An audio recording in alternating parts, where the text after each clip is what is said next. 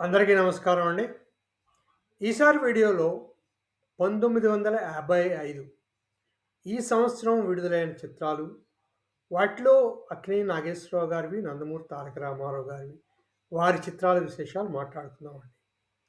1955లో మొత్తం 24 చిత్రాలు విడుదలయ్యాయి.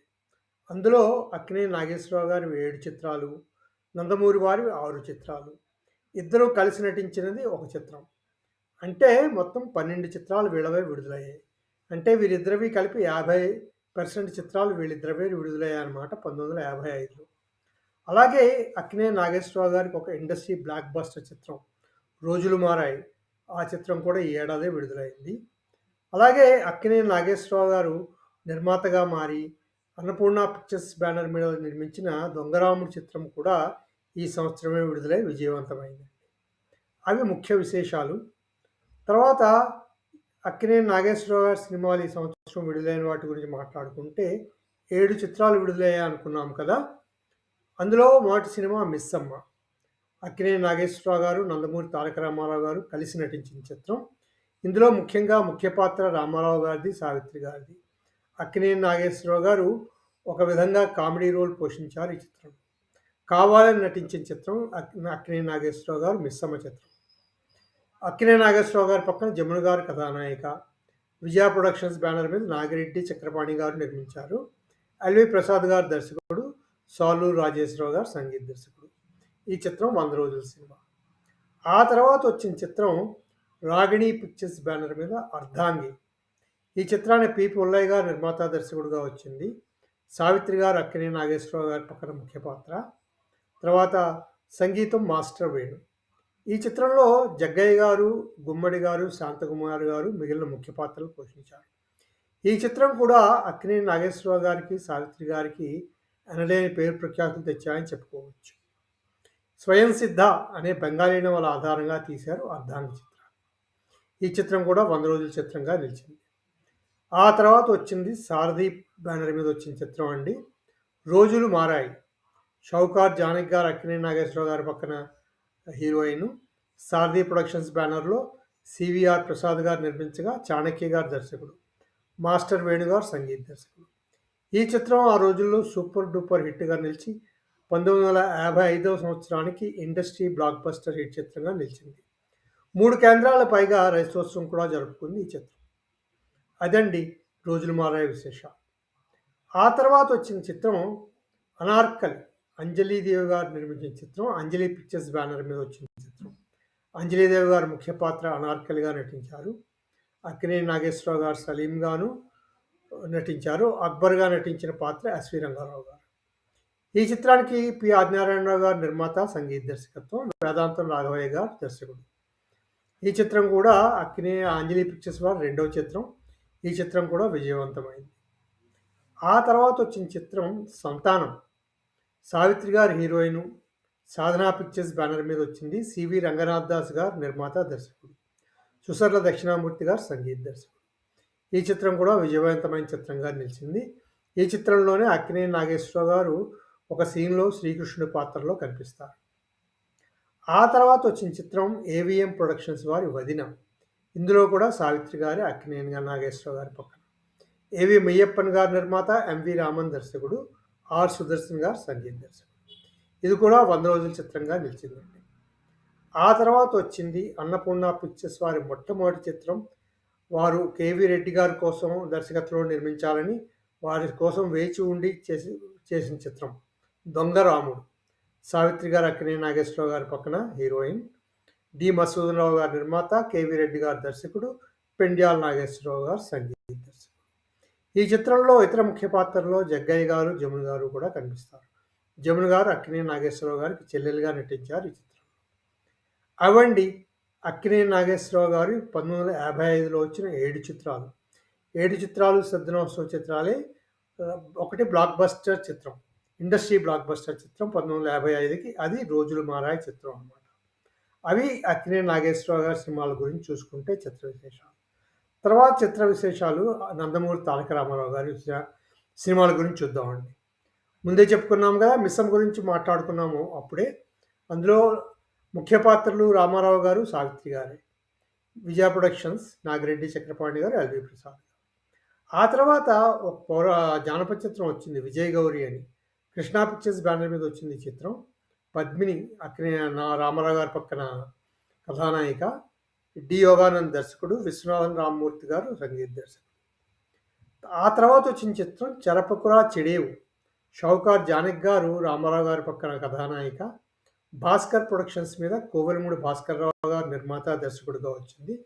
ఘంటసాల గారు ఈ చిత్రానికి సంగీత దర్శకుడు. అంటే ఈ భాస్కర్ ప్రొడక్షన్స్ అంటే ఇదివరకు పరివర్తన చిత్రం తీసిన బ్యాండ్ అనమాట.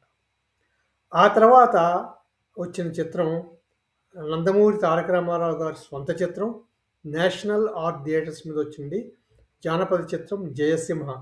అంజలీదేవి గారు కథానాయిక, ఎన్ త్రివిక్రమరావు గారు నిర్మాత, డి యోగానంద్ సంగీత దర్శకుడు, టివి రాజు గారు సంగీత దర్శకుడు.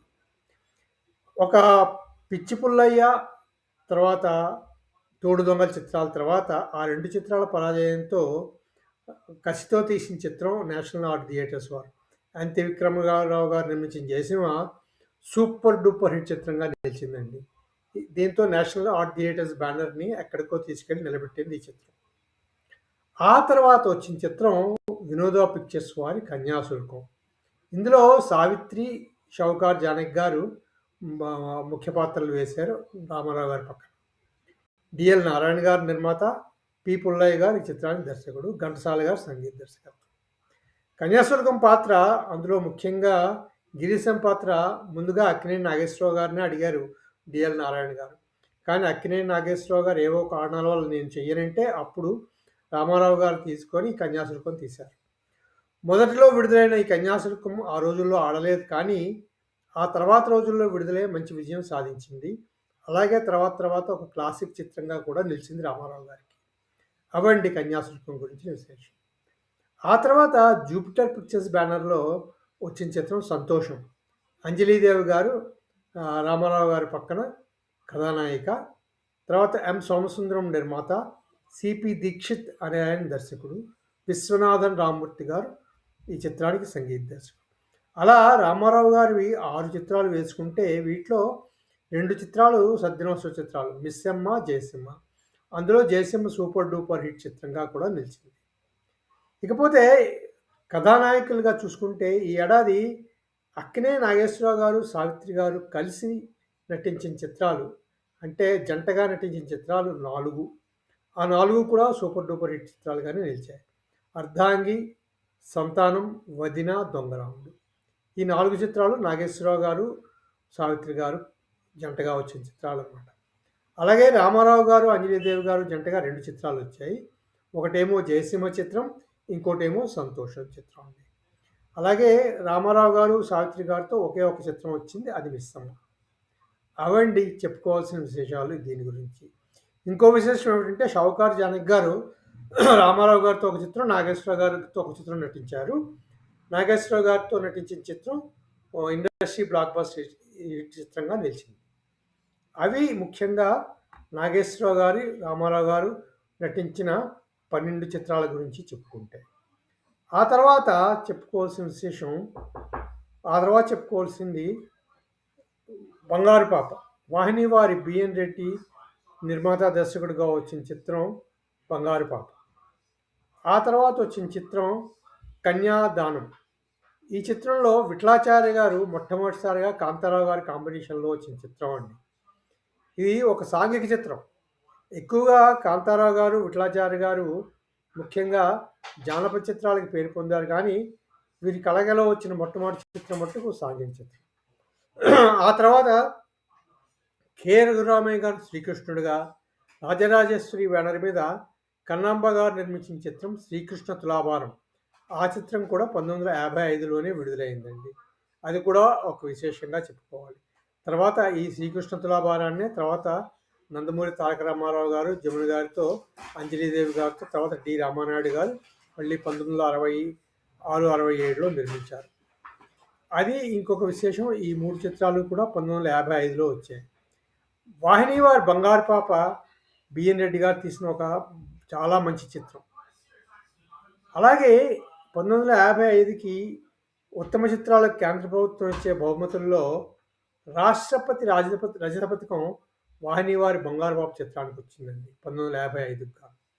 అలాగే రాష్ట్రపతి మెరిట్ సర్టిఫికేట్ 1955కి తెలుగు చిత్రం అర్ధాంగికి వచ్చిందండి. అది కూడా 1955లో చెప్పుకోవాల్సిన ఒక విశేషం అన్నమాట.